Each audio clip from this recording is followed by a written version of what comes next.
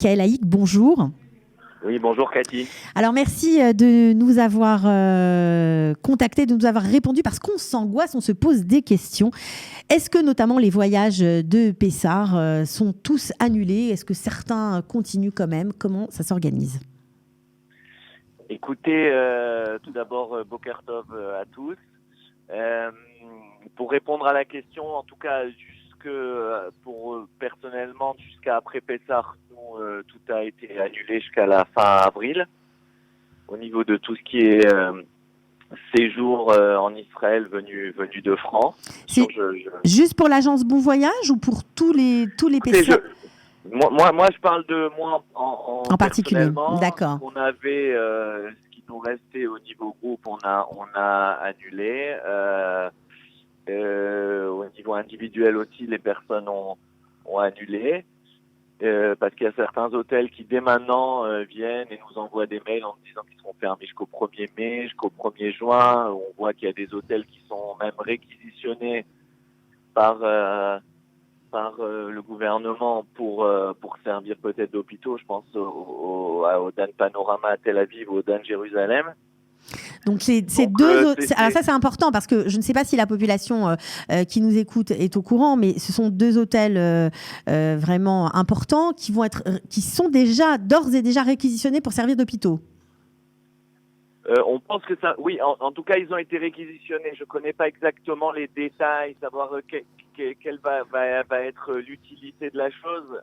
Et je pense que c'est dans l'idée qu'il va y avoir peut-être quelque chose qui va se développer et qu'on aura besoin d'autres endroits Pour mettre pour les malades, traiter les malades du personnes corona. atteintes. Oui. Voilà. Ok, eh bien, alors donc, j'imagine qu'il y a beaucoup de gens qui comptaient partir à Eilat. Tout ça, c'est terminé. Écoutez, moi, je vous parle personnellement de mon expérience. Hier, j'ai annulé les deux dernières chambres que j'avais réservées à Eilat, à l'hôtel Royal Beach. Alors bon, bien sûr, on a toujours envie d'avoir un petit espoir et de se dire peut-être que ça va reprendre. Et dès que ça reprendra, alors il faudra mettre les bouchées doubles pour se remettre sur les rails.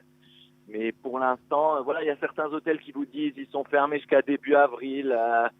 Alors, au fur et à mesure de l'évolution des choses, quoi. Voilà. Alors, mais pourtant, les internautes, hein, les gens qui nous suivent et les auditeurs reçoivent encore aujourd'hui des mails des grandes chaînes hôtelières d'Israël avec des prix hyper attractifs. C'est obsolète aujourd'hui? Non, je suis pas sûr. Il y a certains hôtels. Enfin, je sais que par exemple, hier, j'ai fait une réservation à l'hôtel Bereshit d'Isrotel. Et c'était une réservation jusqu'à demain. Et demain, l'hôtel ferme. Voilà, jusqu'au 8 avril. Donc, chaque Vous pouvez hôtel vous pouvez nous donner quelques noms d'hôtels qui a Non. fermé? Non, je peux pas vous donner Je sais qu'il y a une grosse partie des hôtels de la chaîne Israël. Ok. Qui ont fermé le Israël à Tel Aviv. On reçoit des mails à ce sujet, mais je peux pas vous donner toute la liste et vous dire exactement qui est ouvert, qui est fermé. Bon, en tout cas, vous nous avez dit que Bereshit était fermé à partir de demain. Voilà, pour ceux qui avaient envie d'aller se mettre un petit peu loin à l'ombre, eh bien, c'est raté. Oui, mais voilà. se mettre à l'ombre, c'est un peu problématique. Bien sûr. Non, mais je plaisante. Vous pouvez pas avec 10 personnes. Ouais. Je plaisante. On sait très bien que c'est très compliqué pour l'industrie de l'hôtellerie notamment et pour l'industrie du voyage. Alors, avant de parler de votre situation personnelle, de l'agence Bon Voyage, qu'est-ce qui se passe au niveau des vols? Parce qu'il y a beaucoup de questions des auditeurs. Est-ce que les vols sont suspendus pour Israël? Est-ce que certains pays ont d'ores et déjà arrêté le trafic avec nous? Oui, il y a des pays qui arrêtent le trafic avec nous. Il y a des compagnies aériennes qui arrêtent le trafic. C'est un peu difficile pour moi de vous donner des détails, mais bon, et là, on peut bloquer les réservations et les réserver pour plus tard. Même chose pour Transavia. Il y a des compagnies qui remboursent. Il y a des compagnies qui vous permettent de repousser les dates. Il faut se renseigner précisément auprès de votre agence pour ça. D'accord.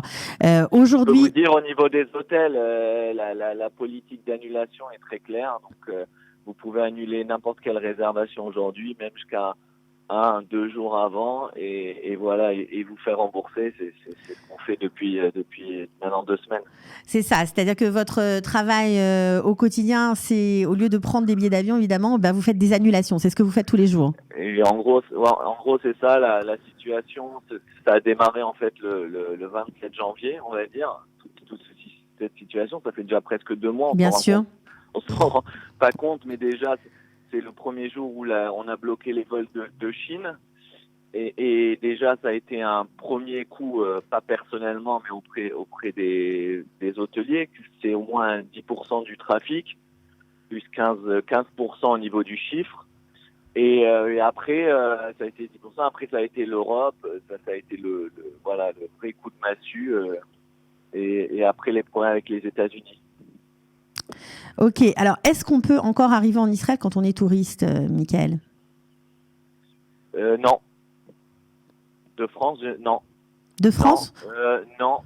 Vous pouvez pas arriver. Vous pouvez d'ailleurs, vous pouvez lire les informations qu'envoie Meir Habib à ce sujet-là, à moins d'avoir une dérogation particulière et de pouvoir avoir un endroit où vous pouvez vous confiner quand vous arrivez pendant 14 jours, hors hôtel, bien sûr. Donc, il faut avoir un appartement pour rester en confinement pendant 14 jours. C'est ça, justifier d'un domicile. Même en étant touriste, si on peut justifier de ce domicile, on peut quand même arriver. Vous pouvez arriver. Encore faut-il qu'il y ait des vols. Non. Oui. Au niveau des touristes, non, je parle des touristes qui ont une double nationalité. D'accord. Donc, et je vous dis franchement, j'ai vu une circulaire à ce sujet-là de Meir Habib qui est bien explicite. Ok, alors on peut monter aussi sur la page du député francophone Meir Habib pour avoir des détails sur ce sujet. J'avais des gens qui me disaient je suis prêt à me confiner, mais je veux être là, je veux rester être la Pessah. Mais voilà, c'est un peu vraiment ce qui est bizarre dans cette situation, c'est qu'on a des gens qui ont envie de venir et qui ne peuvent plus venir. Voilà. Ils ne peuvent pas venir. En gros, c'est cette situation. On a eu des crises, mais à ce niveau-là, c'est assez particulier.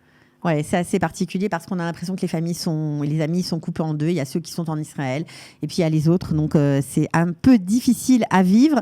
Juste pour revenir 2 mots avant de terminer, de vous quitter sur votre situation personnelle. Je sais que vous avez mis à pied une partie de vos salariés. Combien de salariés ? D'abord, on essaye de protéger nos salariés et Baruch Hashem, le gouvernement nous permet de sortir les employés en Khalat, en Khufsha Lelot Tashlum, qui est une vraie solution et vraiment il faut noter ça, c'est très important, ça nous évite de les licencier. Donc nous on a sorti nos employés en Khufsha Lelot Tashlum maintenant pour 1 mois, après ça peut être 2 mois, 3 mois je crois. Et donc ils sont payés par le Bitoach Leumi, ça nous permet de respirer au niveau des charges sociales de notre côté, mais on reste au bureau avec quand même 1-2 personnes pour gérer pour l'instant les annulations. Et après il faudra voir ce qu'on fait en espérant qu'on va rebondir et que ça va repartir. Vous êtes chef d'entreprise depuis 15 ans, de Bon Voyage. Vous pensez pouvoir gérer cette crise ou vous avez envisagé d'ores et déjà de fermer ? D'abord, j'ai une associée qui gère de façon très bien la situation, qui a très bien compris de suite qu'il fallait réagir, parce que quand on est une société comme la nôtre avec 15 employés, on a des sorties chaque mois qui sont très très importantes, bien sûr. Et que dans le tourisme, vous ne pouvez pas faire des économies énormes chaque mois et tout. Vous êtes obligé de réagir très vite, sinon vous perdez les pédales. On a la chance à Tel Aviv d'être dans un bâtiment où il y a que des bureaux de tourisme, donc il y a une très bonne compréhension des propriétaires qui aident au niveau des loyers. À Jérusalem, c'est un peu plus compliqué, donc j'ai essayé de proposer de louer 1 pièce ou 2 pièces pour essayer de... Donc vous pensez à déménager vos bureaux ? Non, déménager, il n'y a aucun intérêt de déménager.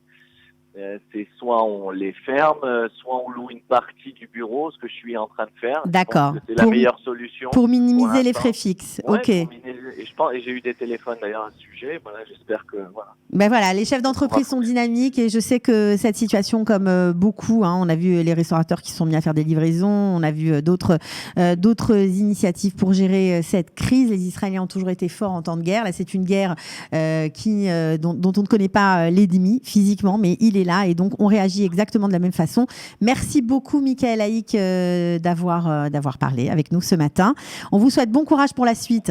Merci beaucoup. Il faut rester optimiste et espérer que ça passe. C'est une expérience et voilà, faut la vivre tous ensemble en fait, je pense.